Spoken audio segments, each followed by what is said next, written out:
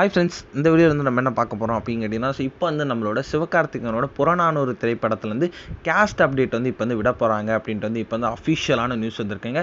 இந்த ஒரு விஷயம் வந்து ரசிகர் மத்தியில் செம்ம ட்ரெண்டிங்காக போயிட்டு அப்படின்னு கண்டிப்பாக சொல்லி ஆகணும். ஸோ நம்ம சுதா கோங்கரோட இயக்கத்தில் புறநானூறு அப்படின்ற திரைப்படத்தில் வந்து ஃபஸ்ட்டு வந்து சூர்யா தான் கமிட் ஆயிருந்தார்.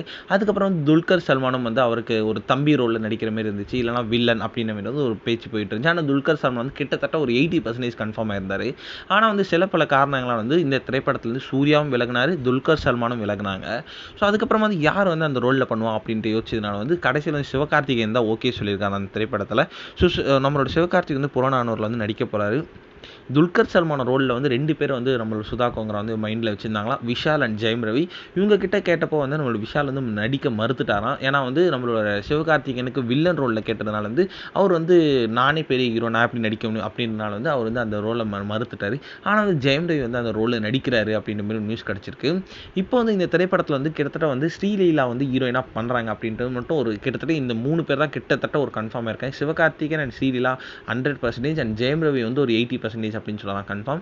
ஆனால் வந்து கேஸ்டோட அஃபிஷியல் கேஸ்ட் வந்து ஒரு போஸ்டரோட வந்து இன்னும் கொஞ்சம் நாட்களில் மேக்ஸிமம் வந்து கிறிஸ்மஸ்க்குள்ளே வந்து நம்மளோட புறநானூறு திரைப்படத்தோட கேஸ்ட் அப்டேட் வந்து விட போகிறாங்க அப்படின்றது இப்போ வந்து படக்குழுவின் அஃபிஷியலாக சொல்லியிருக்காங்க.